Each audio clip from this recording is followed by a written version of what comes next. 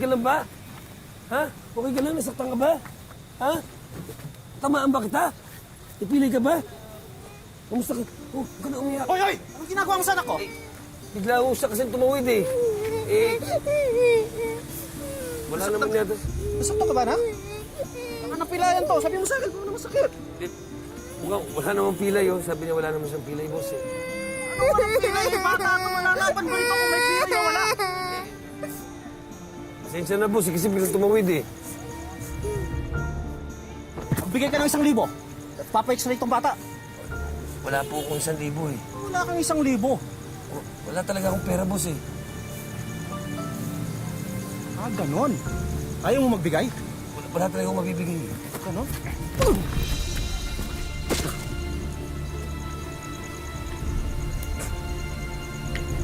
Tago ka, ha?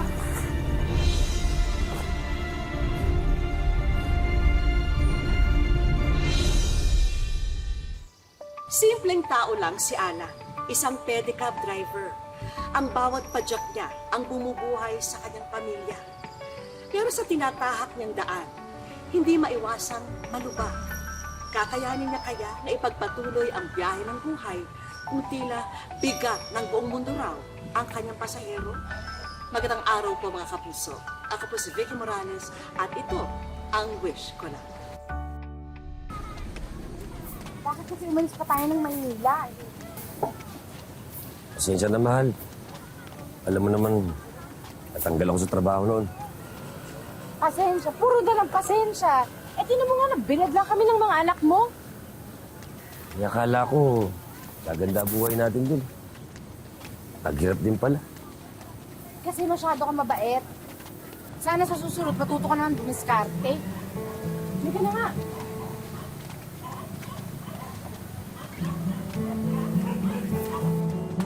Anong ginagawa niyo rito?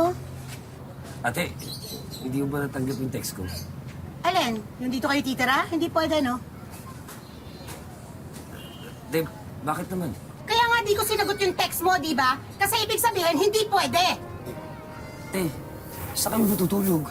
Aba, problema niyo na yun. Wala akong pakialam sa kayo matutulog. Teka nga. Hindi lang naman sa'yo iniwan tong bahay na to, ah.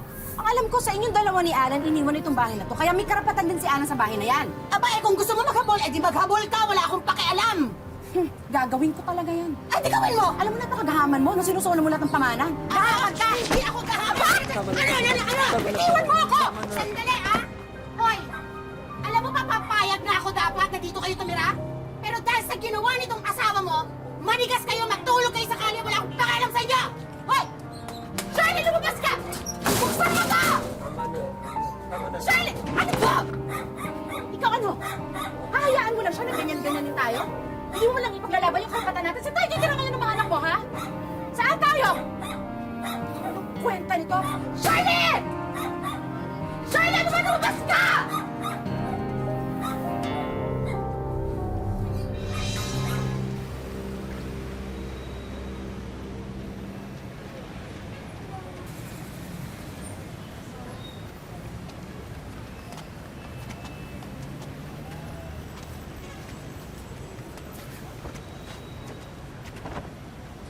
Naku, yung pera ko!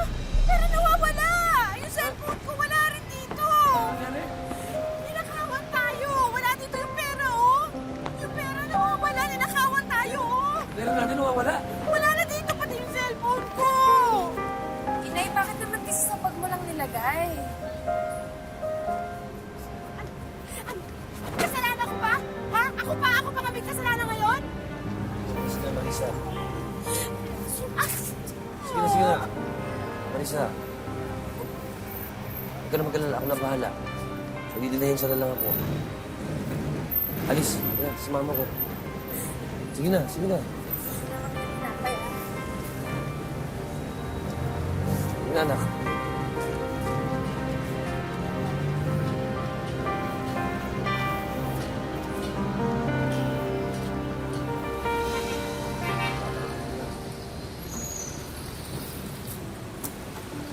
Hoy! Anong ginagawa niyo rito? Teritoryo ko to, ah! Brad. Pasensya na. Pati hindi lang pangangailangan. ka mag-alala, bukas din ako babalik dito. Hindi! Walang pasibisya dito. Akin na yan! Akin na yan! Brad! Akin na yan! Ano ito? Akin na yan! Babalik dito, ha?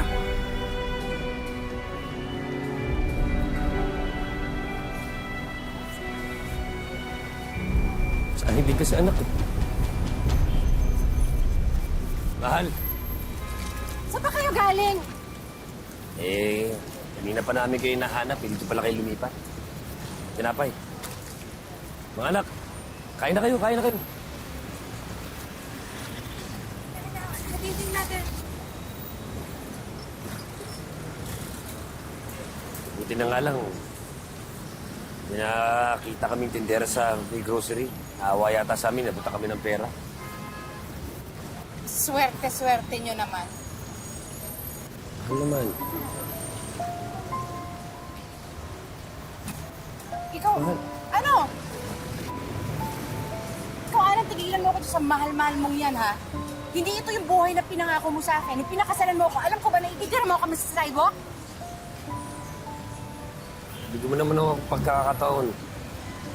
Alam ko naman hihirapan ka rin eh. Nahihirapan? Malamang! Sa sidewalk tayo nakatira, oh!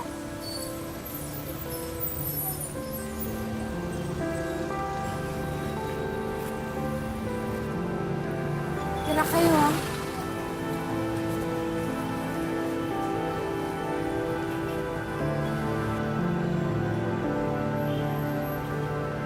Dahil wala ng ibang masilungan, ang lansangan ang naging tahanan ng pamilya ni Ala. Pero hindi rin nagtagal nang magising sa katotohanan ang ama na papanganib dito. Ano yun? Ano yun? Naku, mga bata, gumising ka! Alan! Alan, gumising ka dali! Parang awa mo na yung mamamatay yung maging umalis na tayo! Ano ba? Ay ka na! Umalis na tayo! Bilisan nyo, bilisan nyo! Bilisan niyo!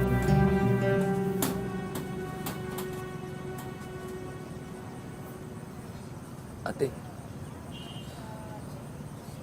parang awa mo na. Tulungan mo naman kami.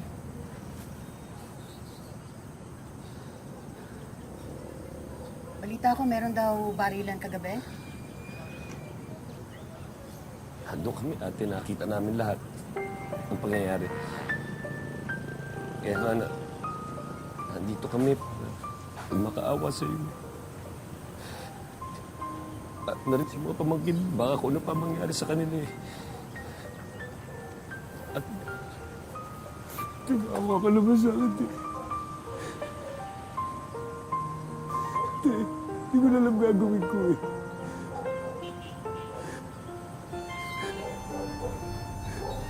Sige na, sige na, sige na. Sige na, pumasok na kayo dun sa loob. Mamaya ako ano pa mangyari sa mga pamangkin ko. Kasalanan ko pa. May mga retaso nga pala nakahoy dun sa likod, tsaka yero. Kumuha ka na lang ng masisilungan nyo, okay? Sige na, Sige po. pumasok na kayo sa loob. Sige na, sige na, sige na. Sige na, sige na.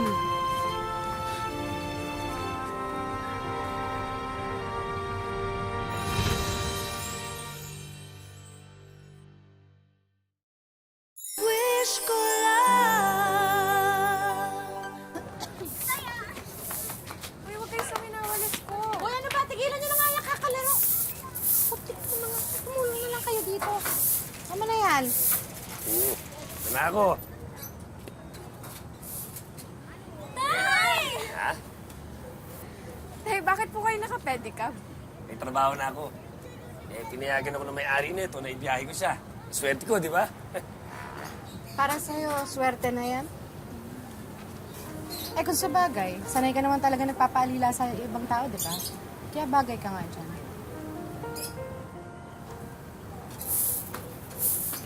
Alan!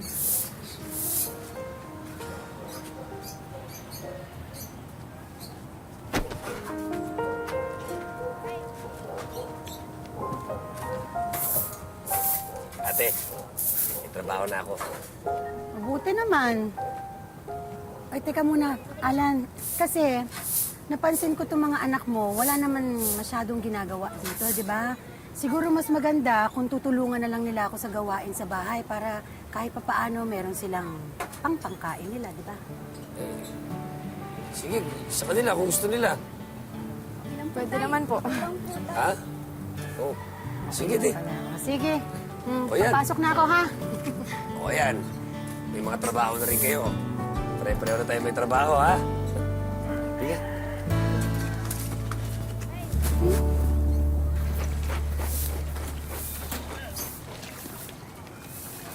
Uy, ayusin mo naman yung paglalaba mo. Tanggalin mo maigi yung mancha, oh. Kukuskusin ko naman po yung Ang laki na nito, hindi naman maglaba. Hoy, pigilan mo muna yan. Kuha na mo ako ng tubig. Walang tumutulo dun sa gripo. Bilis! Ayusin mo nga pag-escoba dyan. Kayo naman ang gumagamit dyan, di ba? Kaya nga laging mapanghiyan eh. Pagkatapos ng bilisan mo dun sa labas dahil lumalakas na yung ulan, kuhanin mo yung mga sinampay. Oo nga pala, Alan. Nakausap ko yung classmate ko dati, si Melinda. Tutulungan daw niya ako mag-abroad. Mag-abroad ka? Bakit ka mag-abroad? Bakit? O, di para iahon tayo sa kahirapan. At para hindi na rin inaalila ng kapatid mo itong mga bata. Eh, di ba, mahal ang bayad sa mga yun. Eh, pwede naman natin utangan yung placement eh. Tapos tsaka na lang babayaran pag nandun ako. Paano naman kami? Paano yung mga bata? Alam mo, kaya walang nangyayari sa buhay na to eh. Napakahina ng loob mo. Duwag ka. Kung ikaw, kontento ko na sa pesting buhay na ganito, pues ako hindi. Basta, mag-a-apply ako.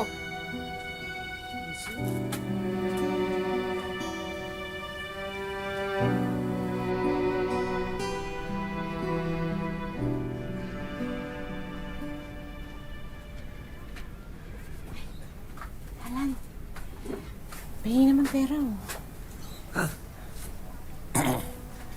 Eh, di ba binigay ko na sa'yo yung kinita ko kahapon? Eh, kulang yun. Baka kasi may kailangan akong bayaran niya. Tsaka alam ko naman may tinatabi ka pa dyan. Sige na.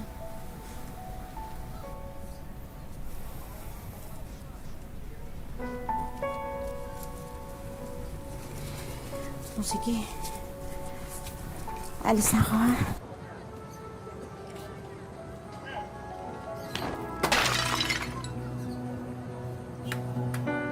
Ano yan, ha? Nagsasampay na lang kayo, makakabasag pa kayo ng paso? Ha? Naku, ikaw, dito, dito. Ikaw, ha? Ha? Magsasampay lang kayo, ha? Ikaw din, ha? Siyang tama na yan! Hindi na po sinasadya ni Junior! Siyang tama na! Tama na po! Ha? Pati ikaw, ha? Mas marunong mo kayo sa akin, bahay ko kaya to! Ha? Ano kayo, ha? Kasi, tama ate. Ano na? Anong tao na pinagsasabi mo dyan, ha? Kakapihan mo itong mga anak mo? Kaya nagkakaganyan yung mga anak mo eh! Nahahawa sa nanay! Pareho ng nanay! Ate. Eh!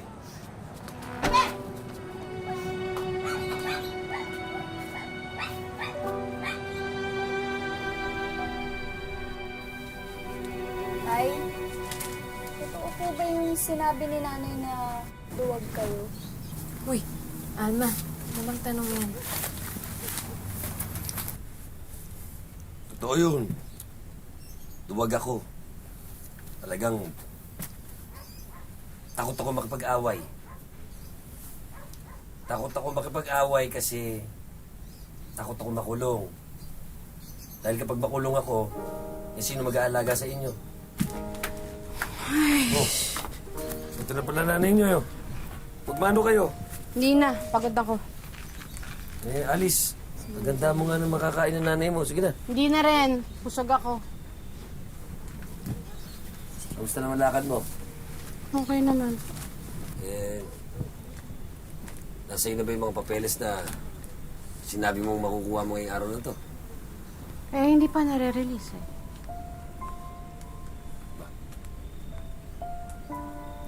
Balik-balik ka na doon, ah.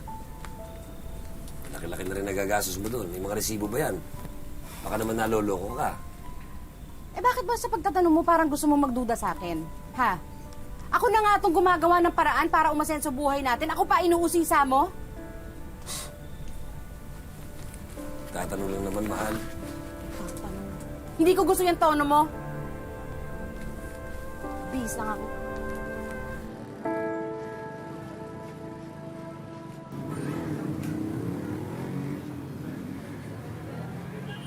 Alan! Pwede ba tayo mag-usap? Ano po, ate?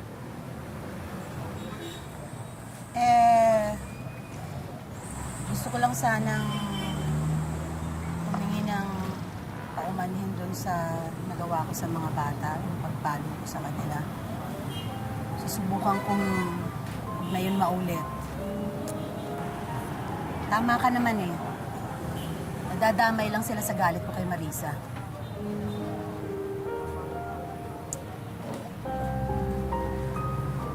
Pero alam mo, Alan, bantayan mo yung si Marisa.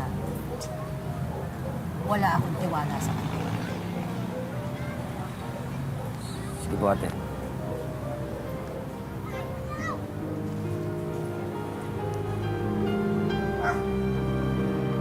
Pasensya na. Sige na.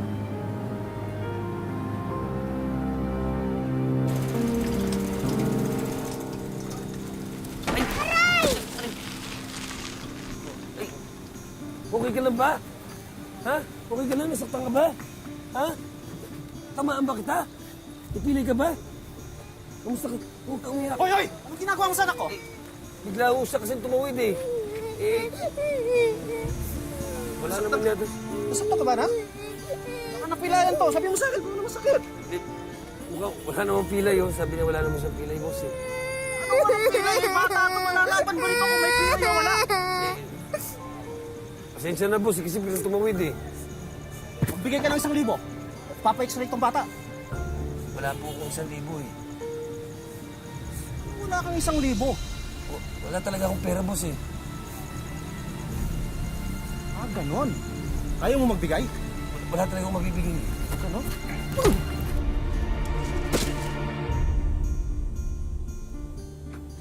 Tayo na nangyari. Wala lang. Problema lang. Anong naging problema? Ang naging problema, hindi naman lumaban yung tatay nyo. Masanay na kayo dahil... Hindi po duwag ang tatay ko. Nay, ayaw lang lumaban ni tatay dahil ayaw niyang makulong. Walang mag-aalaga sa amin. Anong wala? Anong tawag yung sa ginagawa ko? Di ba ako nag-aalaga sa inyo? Hindi po. Lagi nga po kayong wala dito eh. Ah, ganon. Ganon? Bueno, magsama-sama kayo mag-aama. Di pala nag-aalaga, ah. Ayaw mang magduda sa asawa. Sinundan ni Alan si Marisa. Pero nabigla siya sa kanyang nakita.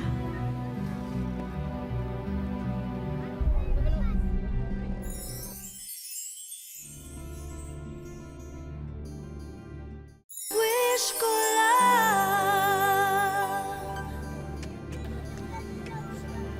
Alan! Alan, ano ba? Hoy! Tama na yan! Alan! Hoy, tigilan niyo na to! Ay! Ano ba? Alan, tama na! Alan! Tama na! Alan, Marisa, ayusin nyo na to ngayon. Eh, ano pa ba masasabi ko? Nahuli niya na ako. Eh, pero kapitan, hindi niyo naman ako masisisi eh. Ilang taon ako nagtiis sa lalaking yan. Ilang pagkakataon ang binigay ko sa kanya para ayusin yung buhay naming pamilya. Pero habang tumatagal, lalo kami naghihirap. Kaya ayoko na. Ayoko na talaga, Alan eh. Maghiwalay na tayo. Maghiwalay? Magpapalit mo kami dito? Alan, gusto mo ba siyang idemanda?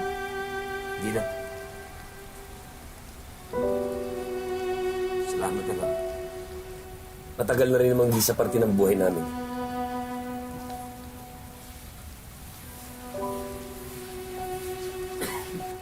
Alis na kami. Halika na. Desidido na si Marisa na makipaghiwalay kay Alan. Masakit man sa mag-aama ang ginawa niya. Kailangan ni Alan magpakatatag para sa mga mahal na anak na naiwan sa kanya.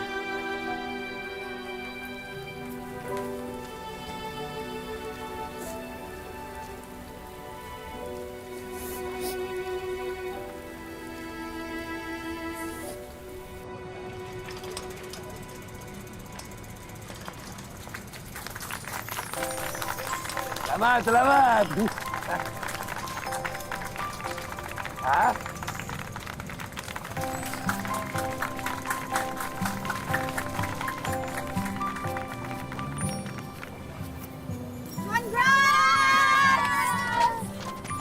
Congrats! Congrats! Hey, ate!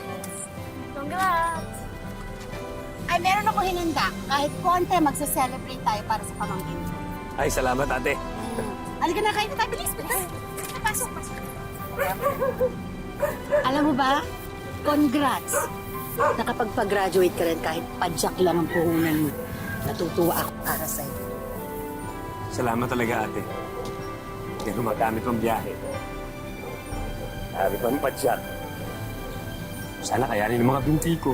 Ano ka ba? Kaya mo yan. Tsaka alam mo, matapang ka. Matapang ka para sa pamilya mo. Kaya huwag kang susuko, ha? Ha? Hindi mo na po yung mga bata. Ay, halika na, baka pumayat ako. Halika na. Halika na, baka pumayat ako. 6 na taon na ang nakalipas mula nang iwanan si Alan ng misis niya. Pero sa halip na malugmok, mas pinili ni Alan na pagbutihin ang pagpapadyak niya para maitaguyod ng wasto ang mga anak niya. Sabi ko lang sa mga anak ko, sama-sama tayo rito. Na kayong pag-aralin. Pero aminado ang haligi ng tahanan na hindi madali ang makalimot at magpatawad. Hindi ko kaya patawarin yun. Mahirap yun. Niloko niya ako eh. Ako ginagawa ko sana para mapag-aral yung mga bata. Pero siya iba. Hindi ko nakita sa kanya gabayan yung mga bata para hanggang lumaki. Ako ang naggabay sa mga anak ko. Hanggat may lakas pa siya, araw-araw pinapasada ni Alan ang pedicab. May boundary siyang binabayaran sa may-ari nito. Ang natitirang kita ay pinagkakasya niya para sa pamilya. Palati lang yung kilo, yung bigas. Palating kilo lang, pagkakasaya na namin yun. Tapos yung ulam, bili-bili na lang kaming luto. Yung binibili ko nga lang dyan, tag 10 piso eh. Dito sa pinagtagpi-tagping tahanang ito, nakatira ang mag-aama.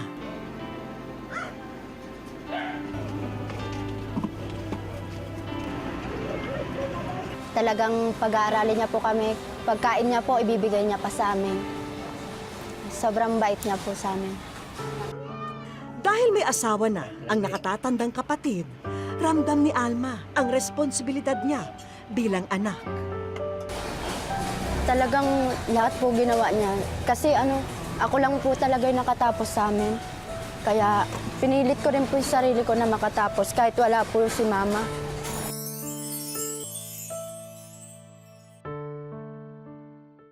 Sa aming pagbabalik. Hi, Tatay! Welcome sa Wish Ko Lang! Wish Ko Lang!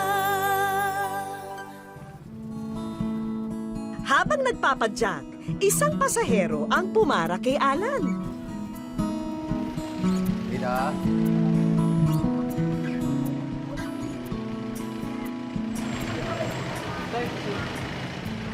Naiwan ko po ate wallet ko.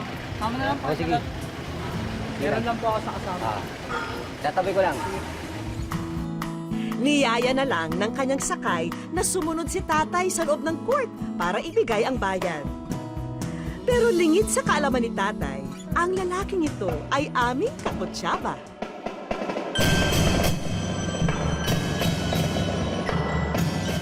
Isang masiglang tugtugin ang bumati kay tatay. Ako na may excited na makilala at sorpresahin ang ating bida.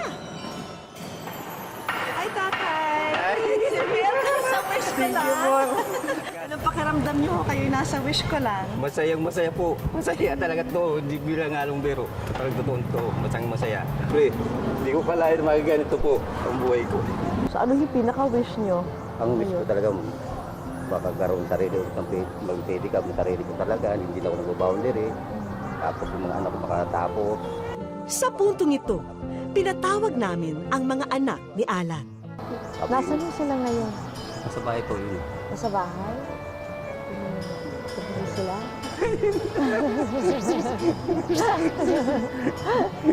Sige. Ito nga yung paborito ko.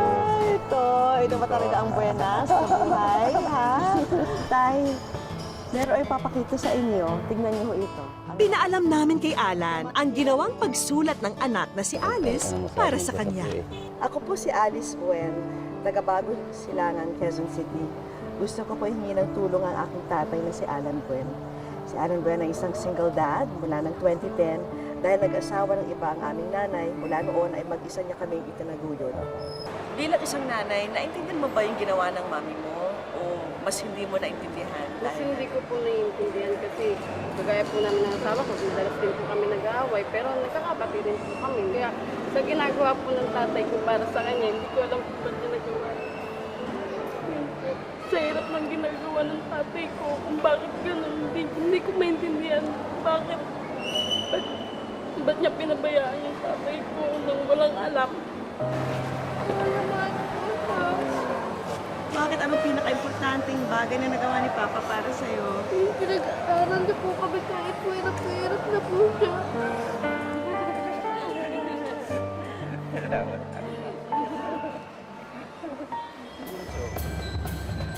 O tay, hudyat na to para magdiwang dahil tignan nyo ang una naming regalo. May sariling pedicab na kayo. Wow! Tay, di ba sabi niyo wish ko ito? Sa inyo na ho yan.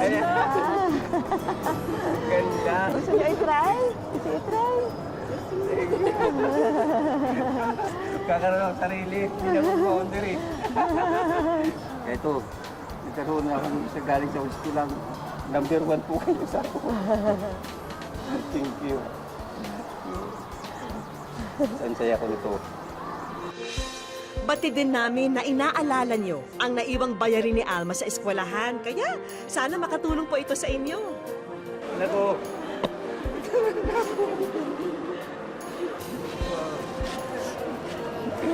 Thank you. Salamat tayo nito. Thank you po, Ma. Bukod pa rito, lahat ng construction materials na ito ay inyo na rin para mapagtibay nyo po ang inyong tirahan. Laking tulong nito. Tila na bunutan ng tinik sa leeg sina Alma nang aking inabot ang college scholarship na handog ng isang kaibigan. Mag-isang itinataguyod ni Alan ang kanyang mga anak. Isang tunay na haligi ng tahanan na may tibay at may tapang na handang isakripisyo ang lahat para sa kanila. Hanggang sa susunod na Sabado mga kapuso, lalo na po yung ating mga kapuso abroad na nanonood via GMA Pinoy TV. Ako po si Vicky Morales at ito ang wish ko lang.